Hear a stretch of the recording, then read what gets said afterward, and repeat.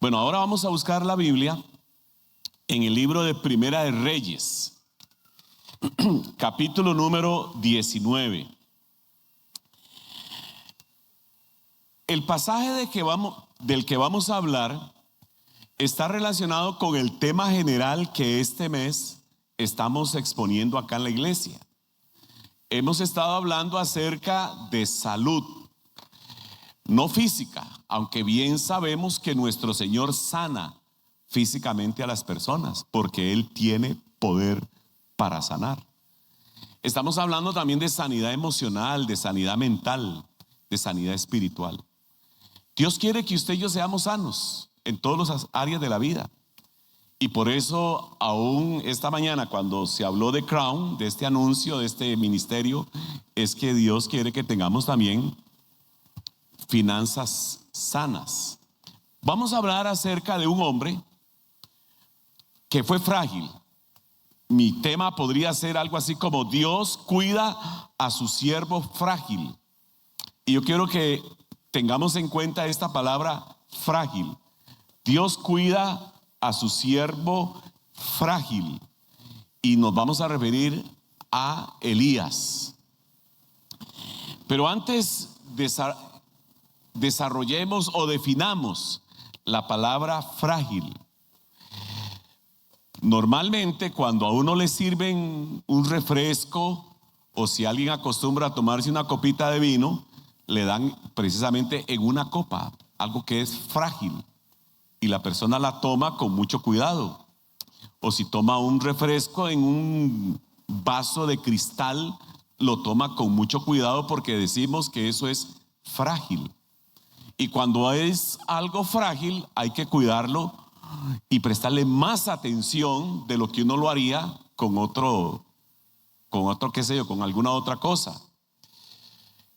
Los seres humanos somos frágiles.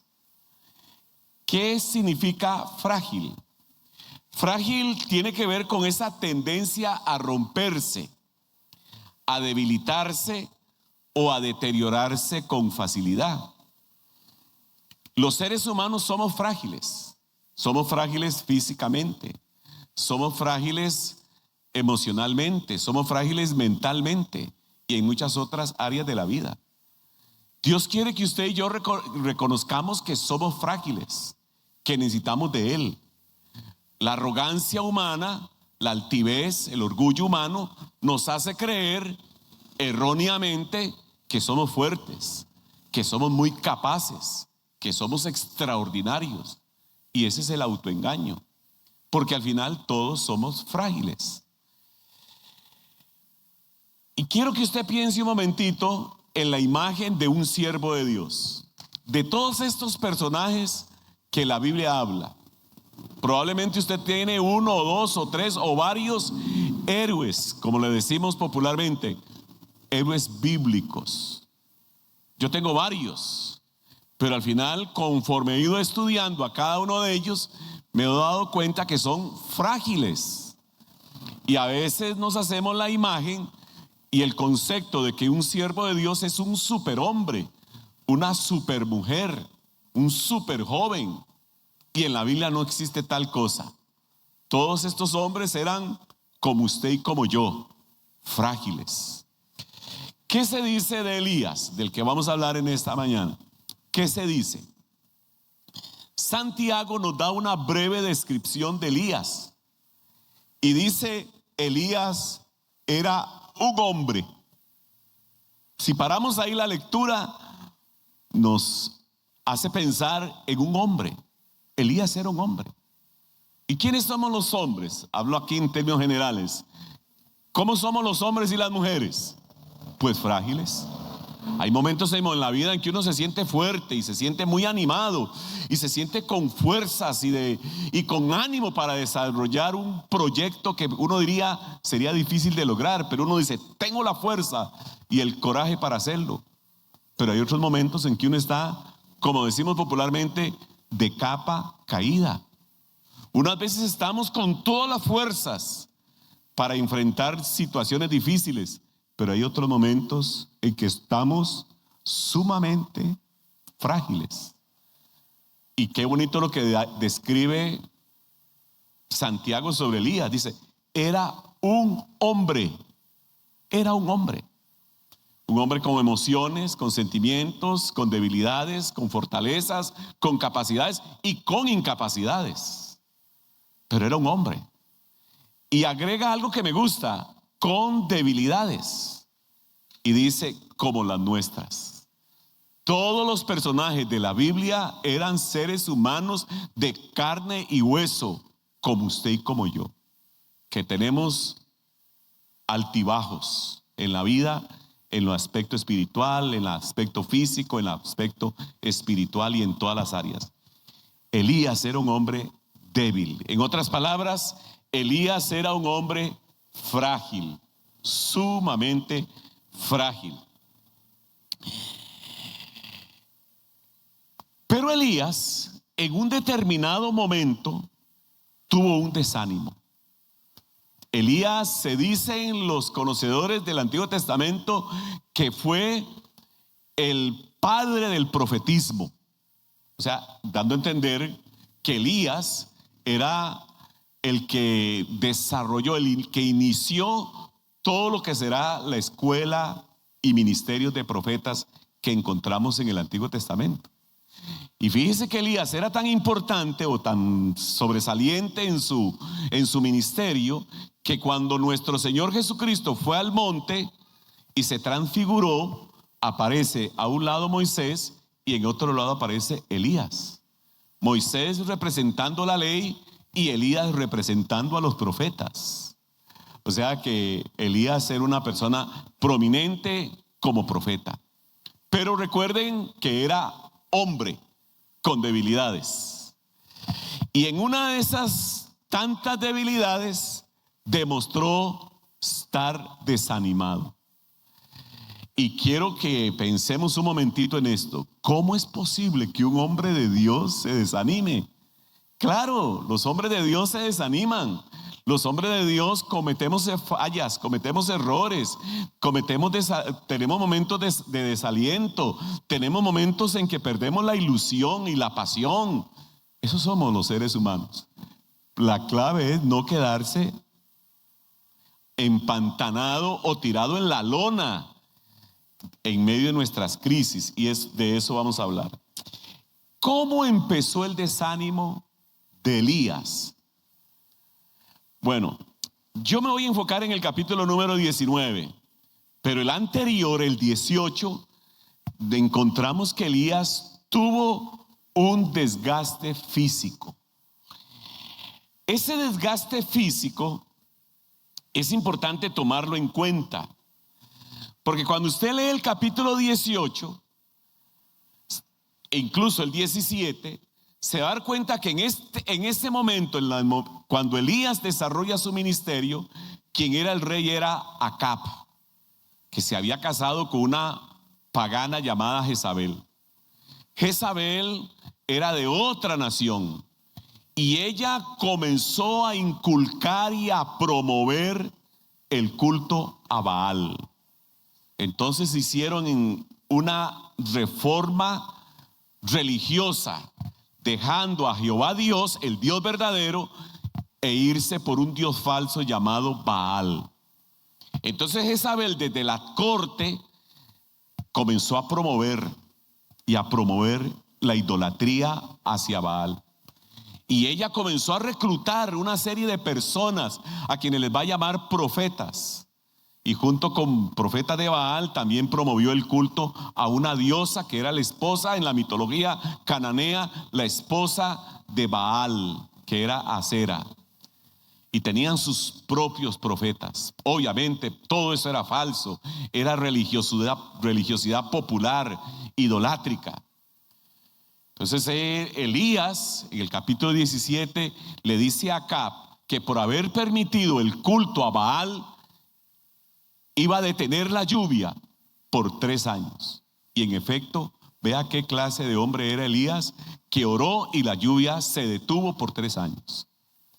Después de 3 años, Elías aparece en la escena, ese sería el capítulo 18, y va donde Acab, el rey que promovió el culto idolátrico, y le dice: vengan, traigan a los profetas de Baal y nos vamos a reunir en el monte Carmelo.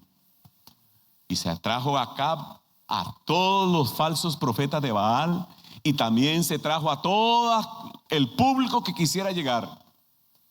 Y Elías le hace un desafío, y el desafío fue este: si Baal es Dios, lo vamos a seguir.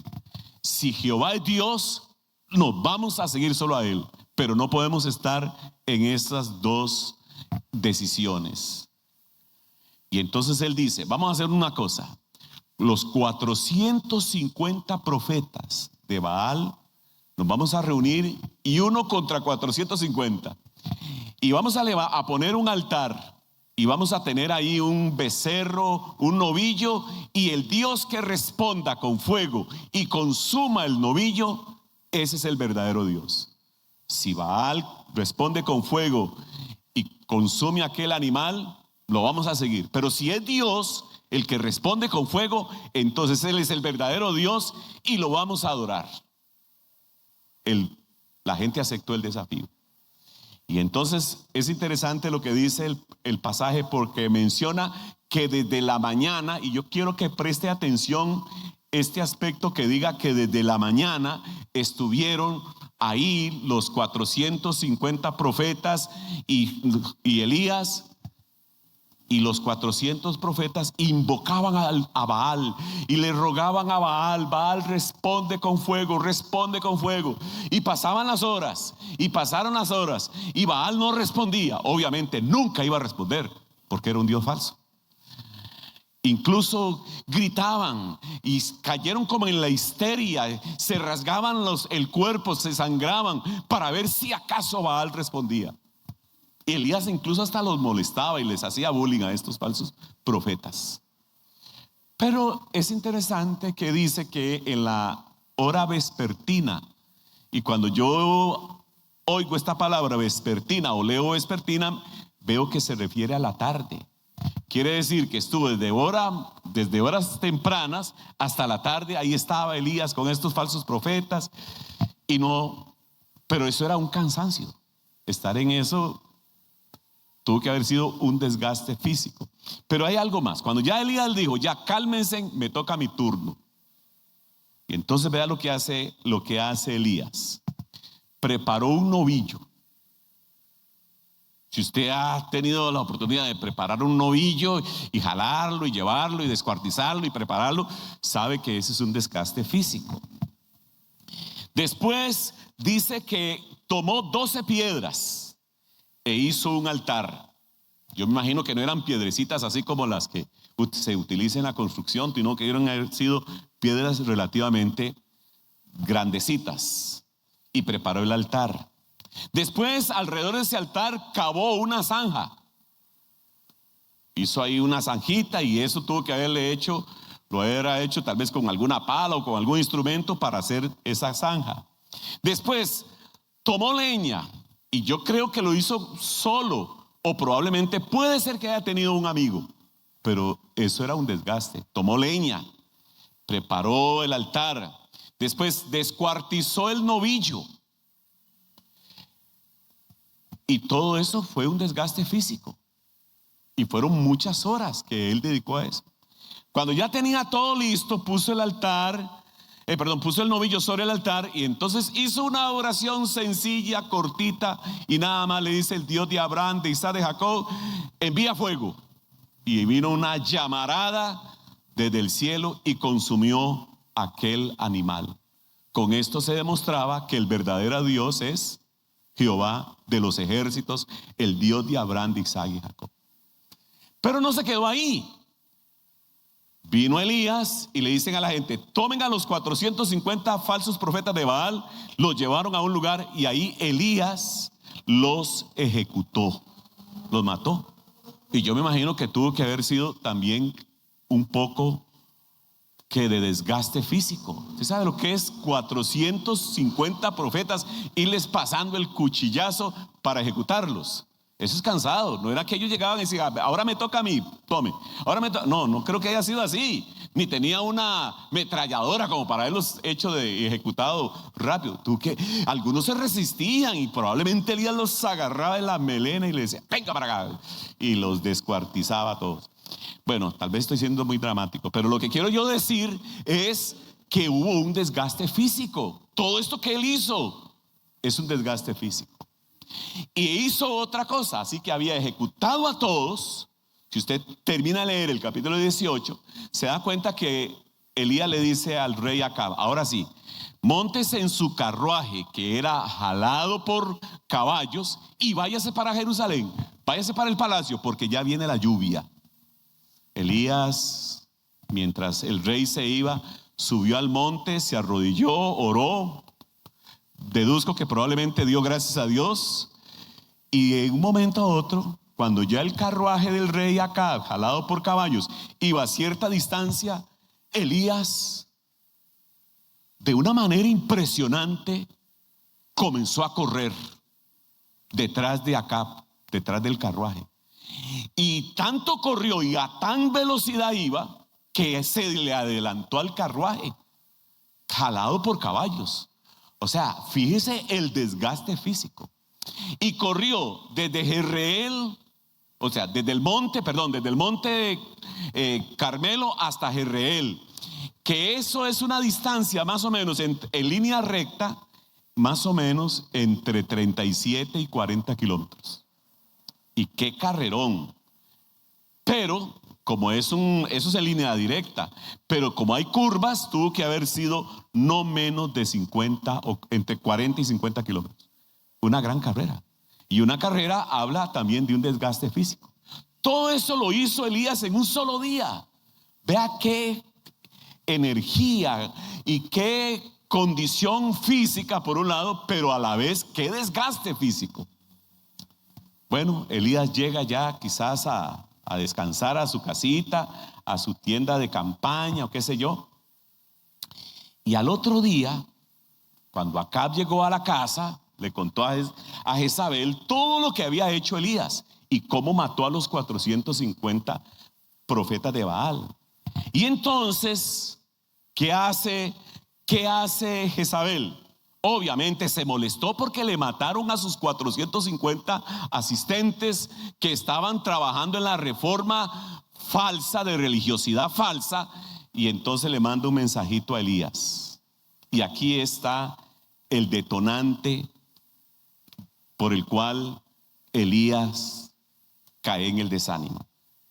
¿Cuál fue el detonante? El detonante fue la amenaza.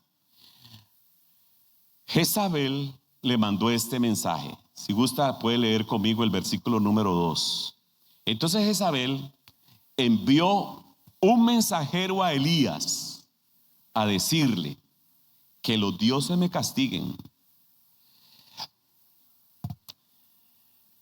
Sin piedad, si mañana a esta hora no te he quitado la vida como tú se la quitaste a ellos.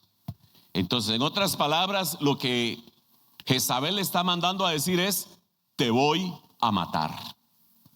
Así como mataste a los 400 profetas, así te voy a matar. Y hace una invocatoria, un juramento, que los dioses me castiguen si no te mato. Obviamente eran dioses falsos, jamás iban a tener influencia sobre Elías. Pero ¿qué dice el pasaje? El pasaje lo recibe Elías. ¿Y cómo reacciona? ¿Cómo reacciona Elías?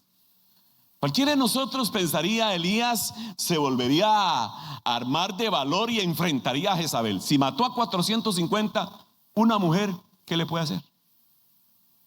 Pero bueno, he aprendido que con las mujeres mejor no meterse. Pero ¿qué sucede? ¿Qué sucede? ¿Cómo reacciona Elías? Veamos el versículo siguiente, versículo 3. Elías se asustó. En otra traducción dice: Elías se llenó de temor. Y es que ¿qué problema es el temor? ¿Cuántos han tenido temor en la vida? ¿Y cuántos siguen teniendo temor? ¿Y cuántos seguirán teniendo temor? Bueno, yo soy el primero. Pero el temor es es una situación que nos paraliza, que nos llena de miedo, que nos llena de terror. El miedo paraliza a las personas, incluso hasta le hace ver cosas que no son correctas y le hace magnificar los problemas. Aquí una mujer con falsos dioses está amenazando a un hombre que tiene a un Dios verdadero y es el Dios todopoderoso, y el hombre se asusta. Nos pasa igual a nosotros. ¿Por qué nos asustamos? ¿Por qué se asustó Elías? Porque somos frágiles, porque somos débiles, porque somos vulnerables. Y ahora, aquí lo que veo es que cuando Elías recibe el mensaje de Jezabel, a Elías lo agarra en un momento de fragilidad. El desgaste del día anterior fue un desgaste físico, emocional, mental y espiritual. Y entonces recibe el mensaje y como está frágil, Elías se asusta. ¿Y cómo se asusta? ¿Qué es lo que hace? Vea el verso 3. Huyó para ponerse a salvo. O sea, el Elías del capítulo 18, que es fuerte, valeroso, intrépido, ahora es débil, frágil, temeroso. Parece como que estuviéramos hablando de otra persona, pero es la misma. El fuerte y ahora es el débil. ¿Y por qué? Porque Elías era un hombre con debilidades, como nos sucede a nosotros. ¿Y qué hace él? Huyó al desierto, huyó a un lugar que estéril, seco, donde no hay vida. Y podríamos decir que el desierto era el reflejo también de la vida en que estaba viviendo Elías. Elías ahora está en un desierto físico y simultáneamente en un desierto emocional, mental, espiritual, en una sequedad, en un desaliento. Y dice que llegó a un árbol. Vea qué interesante lo que lo dice. Llegó a donde había un arbusto. Y caminó todo un día por el desierto, llegó donde había un arbusto, pero antes de eso había dejado al criado. Perdón que me haya saltado esa parte. Llegó a Beerseba de Judá, ahí dejó a su criado. Esta parte para mí es muy significativa. Dejar el criado es como el sinónimo de estar aburrido, de estar desanimado, de estar deprimido, de estar afligido. Y fíjese, en el caso de nosotros, cuando estamos en una situación crítica, algunos se aíslan, no quieren hablar con nadie, están tan asustados que prefieren aislarse. Yo he encontrado que en la vida el aislarse es un autoengaño, es incrementar el desánimo. Porque todas las personas necesitamos de otras personas. Yo necesito de ustedes, ustedes necesitan de otros, yo necesito de mi familia, yo necesito de mi esposa, yo necesito de mis hijos, yo necesito de hermanos de la iglesia. El error cuando uno está pasando aflicciones es aislarse. Incluso hay personas que se encierran en el dormitorio y no quieren saber ni conversar con nadie. Elías se aísla, deja al criado, sigue caminando por el desierto y llegó a un lugar donde había un arbusto. Y vea qué interesante lo que dice: se sentó a la sombra. Lo que me da a entender es que se sentó con apatía, con desgano, se sentó ahí sin ilusión. Estaba en un estado de fragilidad y de vulnerabilidad, que no quería saber nada. Y vea lo que sigue diciendo el pasaje: se sentó ahí apático, y agrega el pasaje, con ganas de morirse. Es otro Elías, diría uno. No es el mismo Elías del capítulo 17 ni del 18. Ahora es el hombre que desea morirse. ¿Cuántos de los que estamos aquí en algún determinado momento de la vida hemos dicho: mejor que aquí se termine todo, deseo morirme? No sé si alguien lo ha hecho, pero una vez yo pasé una crisis tan fuerte que yo decía: mejor prefiero morirme. Y aquí está Elías. Esto demuestra el desgaste que él tiene. ¿Y por qué tiene este deseo de morirse? Porque es frágil, porque es impotente, porque recibió una amenaza y no sabe qué hacer. Como nos sucede a nosotros, muchas veces somos tan débiles y estamos tan vulnerables que hasta perdemos la ilusión, la motivación de la vida. Elías entonces se sentó con deseos de morirse. Y vean, no solamente se sentó con deseos de morirse, hace una oración. Vea qué clase de oración hace Elías. Les confieso que esta oración de Elías a mí me ha dejado impresionado. Y en cierto sentido hasta me gusta. Vea lo que dice. Lo leo en esta traducción. Estoy harto, Señor. Estoy harto. Protestó. Quítame la vida, pues no soy mejor que mis antepasados. Luego se acostó en el arbusto y se quedó dormido. Mire qué oración más corta. Corta había hecho una oración para que cayera fuego del cielo y respondió Dios. Ahora hace una oración corta. Quítame la vida. Me llama la atención que en esta traducción lo menciona no como con suavidad, lo hace como protesta. Quítame la vida, Señor. Estoy harto.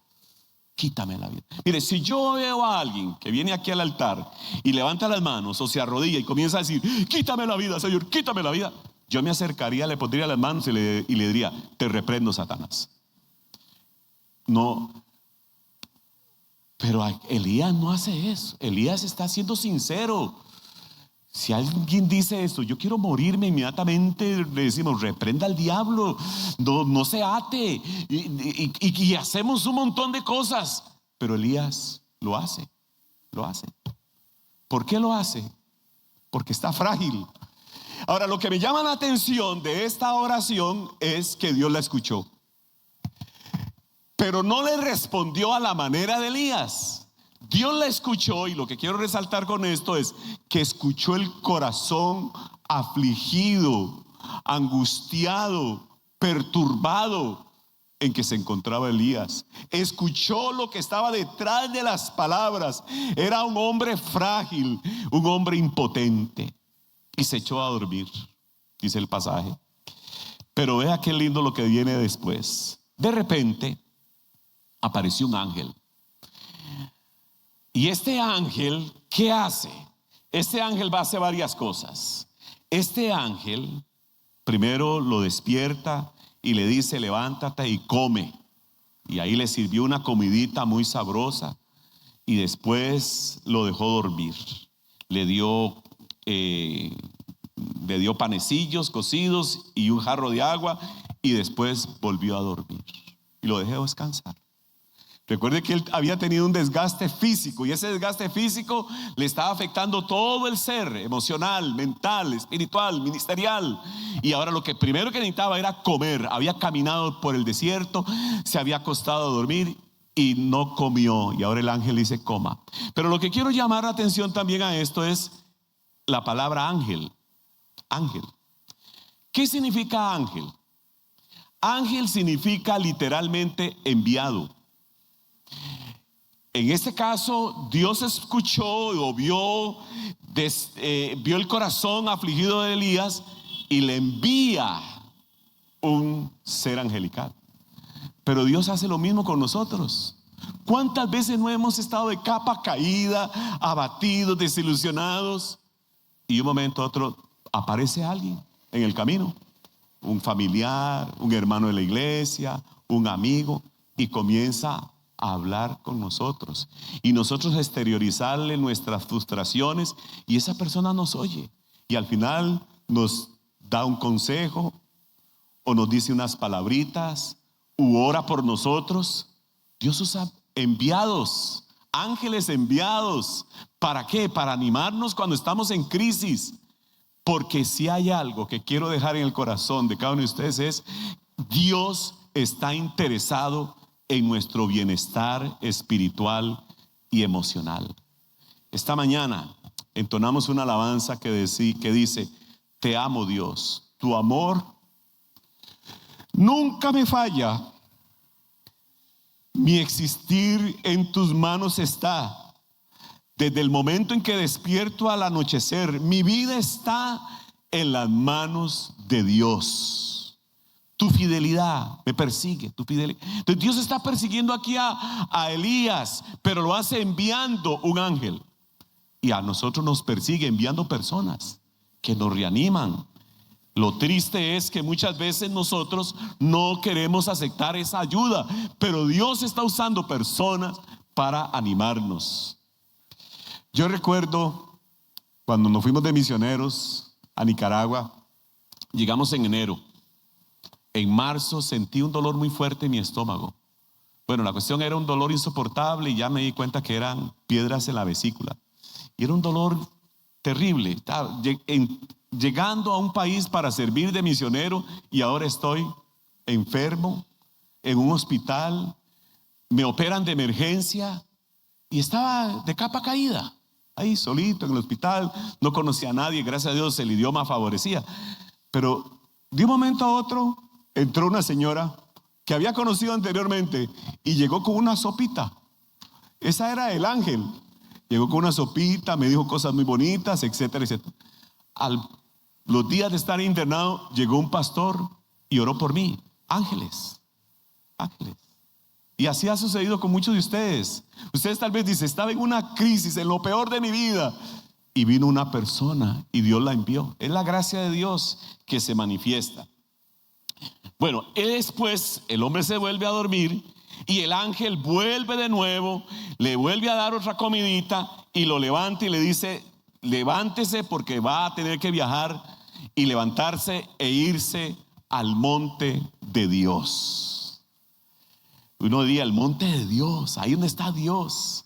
Pero cuando él llega al monte de Dios, dice el pasaje que se fue a una cueva. Vea qué interesante los lugares que escoge Elías. Un desierto donde todo es estéril. Y ahora encuentra una cueva donde todo es oscuridad, lúgubre, donde todo es desagradable y se esconde ahí. Muchas personas hacen lo mismo cuando están en crisis, se encierran en cuevas. En la cueva del dolor, en la cueva de la autocomiseración, en la cueva de la queja, en la cueva de la crítica, en la cueva de que la vida no tiene sentido, en la cueva del desaliento, en la cueva del abatimiento, y se esconden ahí. Pero ahora viene Dios que quiere ayudar a su siervo, porque acuérdense que nuestras vidas en las manos de Dios está, y Dios por amor siempre nos va a buscar. Dios quiere ayudarnos cuando estamos pasando crisis. Dios quiere levantar nuevo ánimo. Dios quiere levantar nuestra motivación. Dios quiere renovar nuestro entusiasmo. Ese es el Dios que tenemos, interesado en nuestro bienestar, porque Dios sabe que somos frágiles. Como dice el Salmo 103, Él sabe que somos polvo, no somos una roca, somos polvo. Somos vulnerables y frágiles. Cuando él estaba en esa cueva, entonces ahora viene la acción de Dios. Y la acción de Dios dice en el versículo número 9, más tarde, ve qué interesante lo que dice, más tarde la palabra del Señor vino a él. Primero vino el ángel, pero ahora viene la palabra de Dios. Qué linda es la palabra de Dios. Si hay algo que reanima a las personas, que les da fuerzas, que le da motivación, es la palabra de Dios. Por eso las personas que leen la Biblia, en los momentos de crisis, la palabra de Dios será como una inyección de ánimo. La palabra de Dios es, dice la Biblia, es salud hasta nuestros huesos.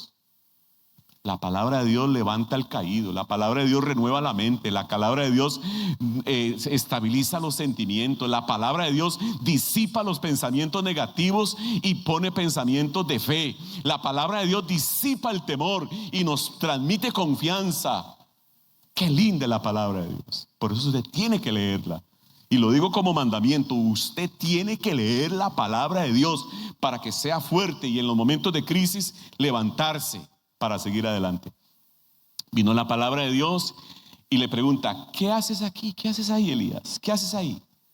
A mí me gusta mucho esta pregunta. ¿Qué haces aquí, Elías? Y lo llama por nombre. ¿Qué haces aquí, Elías? Y podemos decir lo mismo en esta mañana. ¿Qué haces aquí, Marvin? Cabizbajo, abatido, teniendo un Dios todopoderoso. ¿Qué haces aquí, Juanita? Tirada en la lona del desaliento. ¿Qué haces ahí, Juanita? Si tienes al Dios fuerte, poderoso, que es la fuente de bendición. ¿Qué haces ahí, Pedrito? Abatido, desilusionado, con sentimientos de fracaso, de derrota. ¿Qué haces ahí? Si tienes el Dios fuerte, ¿qué haces ahí? Ese que haces ahí, hermanos, para mí es como hacer para una autoevaluación, un autoexamen, una recapacitar. Sí, ¿qué hago aquí? Yo me imagino que lo que Dios quería era decir algo así, que Elías se diga a sí mismo, sí, cierto, ¿qué hago yo aquí? En una cueva, toda triste, todo abatido, ¿qué hago aquí? Aquí no hago nada. Como me ha sucedido en algunos momentos de mi vida, cuando yo he estado así como de capa caída, Yamilene dice, Marín, ¿pero qué le pasa? ¿Qué le pasa? No es que usted es discípulo de Cristo, no es que usted es creyente, no es que usted cree en la Biblia. Y me hace recapacitar y me dice, sí, tiene razón. Porque yo voy a estar aquí de capa caída teniendo un Dios que me ama, que me sostiene, que su amor nunca me falla. ¿Qué haces ahí? Es interesante, si usted va un momentito conmigo al Salmo número 42, encontrará que en ese salmo el salmista hace preguntas de reflexión. Y me gustaría que usted lo buscara porque en algún momento le puede servir y le puede ser de utilidad. Pero vea lo que dice el verso 5. Lo hace en forma de pregunta, en autorreflexión. ¿Por qué voy a inquietarme? ¿Por qué me voy a angustiar? ¿Por qué? Usted podrá dar muchas explicaciones. Es que la situación está difícil, los problemas son me golpean, porque el estrés es demasiado. Pero la pregunta sigue en pie. ¿Por qué voy a angustiarme? ¿Por qué voy a estar angustiado? Si tengo a mi Dios que me ama, que es la fuente de bendición, que tengo a Jesucristo, que es el Señor de señores de mi lado. Y si el Señor es conmigo, ¿quién contra mí? ¿Por qué voy a angustiarme? ¿Por qué voy a inquietarme? ¿Por qué me voy a inquietar cuando recibo malas noticias? ¿Por qué voy a inquietarme en medio de estos problemas? Y véalo ahora volvámoslo a ver el versículo número 9. Le digo a Dios, mi roca, ¿por qué me has olvidado? ¿Por qué debo andar de luto? ¿Qué es andar de luto? Bueno, es andar triste, cabizbajo, abatido. ¿Por qué? ¿Por qué voy a andar oprimido por el enemigo? Son las preguntas de reflexión que muchas veces Dios quiere que hagamos. ¿Por qué? ¿Qué haces ahí, Elías? ¿Qué haces ahí? Usted no es para que esté encerrado en una cueva. Usted es para que se remonte en las alturas como las águilas. ¿Por qué andaré yo enlutado por la opresión del enemigo? Y vea qué interesante que Elías le responde, Señor, me consume tu amor por ti. Y le dice, Señor Dios Todopoderoso, me conoce mentalmente, pero quizás no lo interiorizó, el Todopoderoso, pero está encerrado en una cueva. Los israelitas han rechazado tu pacto, han derribado tus altares y a tus profetas los han matado a filo de espada. Yo soy el único que ha quedado con vida y ahora quieren matarme a mí también. Había perdido la perspectiva. El temor, la ansiedad, el desánimo le hizo creer que él era el único. Y no era el único profeta. Habían 7,000 más. Él no estaba solo. Como nos sucede a nosotros cuando estamos con problemas, creemos que somos los únicos que tenemos problemas. No, otros los tienen, pero otros también que lo han tenido han confiado en Dios y han salido adelante. Entonces Dios le da una orden. Vea el versículo 11, lea conmigo el 11. Siga la lectura. Dios le dice, sal. ¿Sal de a dónde? ¿Dónde está Elías? ¿Sal de a dónde? De la cueva. Sal de la cueva. Esta mañana el Espíritu de Dios te dice, sal de tu desánimo. Sal del pantano de tu depresión. Sal de la cueva de la desesperación. Sal de la situación donde se la has estado criticando, quejándose. Sal de ahí. Sal. Y entonces le dice Dios: preséntate ante mí en la montaña. Y él salió. Y cuando se salió, entonces ¿qué sucedió? Salió y hubo varias cosas. Usted puede después leer el pasaje más detenidamente. Pero hay algo que me gusta mucho que sucede aquí. Parece fuego, pero Dios no estaba en el fuego. Aparece un terremoto, pero Dios no estaba en el terremoto. Pero después dice, en el versículo número 12 al final, dice: vino un suave murmullo. Qué lindo, un suave murmullo. Gardel tiene una canción, entonaba un tango que decía: el suave murmullo de suspirar. Bueno, tal vez usted no oiga a Gardel, pero otros cantantes han entonado esta canción. Bueno, pues no voy a decir quiénes. El suave murmullo de tu suspirar. Cuando leí este pasaje, se me vino a la mente esta frase de esa canción. Y de hecho fui a buscarla. Y me llamó la atención que en la canción, en el poema de esta canción, comienza después a hablar de los ojos y de otra cosita, pero al final dice: quieta mi herida y todo se olvida. O sea, lo que me hizo pensar es esto: si a una persona, en medio de que el día que me quieras, esa es la canción, el día que me quieras, ojalá el día que me quieras, y que diga el suave murmullo de su suspirar, aquieta mi herida y todo se olvida. Bueno, pues algo así y mejor todavía hace Dios con el suave murmullo. El suave murmullo de Dios transmite paz. El suave murmullo de Dios transmite tranquilidad. El suave murmullo de Dios renueva las fuerzas. El suave murmullo de Dios alienta al abatido. El suave murmullo de Dios renueva mis fuerzas espirituales, nuestras fuerzas espirituales. El suave murmullo de Dios nos ayuda a salir de la cueva para seguir adelante. Pero hay un detalle interesante en esto. Elías no experimentó el suave murmullo de la presencia agradable de Dios que da paz hasta que saliera de la cueva.